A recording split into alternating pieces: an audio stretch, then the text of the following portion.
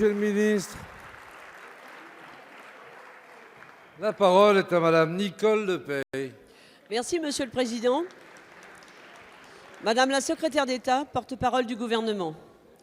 Chaque année, le 1er juillet, plusieurs mesures viennent modifier la vie quotidienne des Français. Ce 1er juillet arrive après plusieurs mois qui ont bousculé notre pays. Le mouvement des Gilets jaunes a exprimé les attentes de beaucoup de Français, leur espérance à vivre dignement, à ne pas subir et à être maîtres de leur destin. Dès les premières semaines, des mesures fortes et concrètes ont été prises, avec notamment la loi du 24 décembre 2018 portant mesures d'urgence économiques et sociales. Le grand débat national initié par le président de la République en décembre dernier a été un moment inédit et important pour notre pays. Et les conclusions de ce grand débat nous ont engagés à poursuivre les réformes pour transformer la France et lutter, fidèles à la promesse présidentielle, contre les inégalités de destin. Nous avons déjà posé des jalons pour relancer notre économie et redonner du pouvoir d'achat à ceux qui en ont le plus besoin. Et l'acte 2 du quinquennat nous verra engager de nouvelles réformes importantes pour consolider notre économie, garantir plus de solidarité et accompagner chaque Français lorsqu'il en a le plus besoin. Hier, une série de mesures importantes qui impactent directement la vie quotidienne des Français est entrée en vigueur. Pouvez-vous, Madame la secrétaire d'État, nous présenter ce qui change en ce 1er juillet pour nos concitoyens?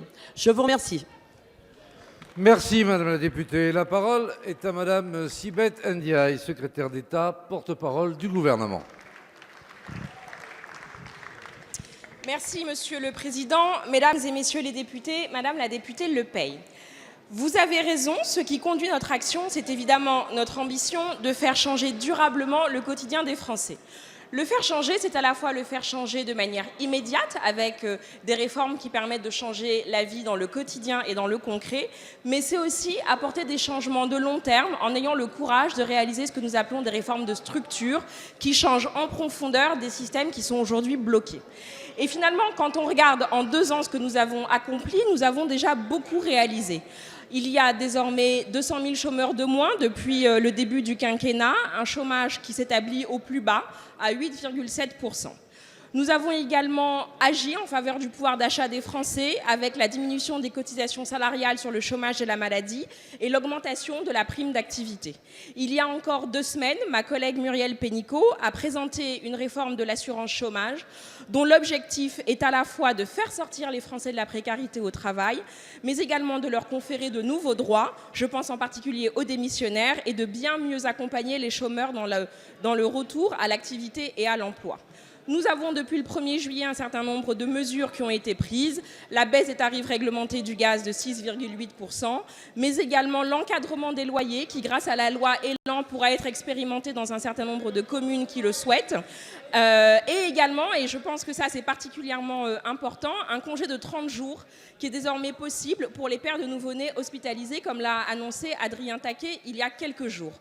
Le combat doit évidemment continuer, Madame la députée, car il s'agit d'améliorer réellement le quotidien des Français, de continuer à mettre en œuvre davantage de moyens, notamment pour aider les territoires qui se sentent oubliés, sans rien peindre évidemment de notre ambition ni de notre audace.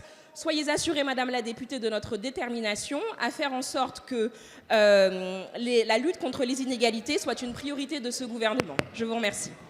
Merci Madame la ministre.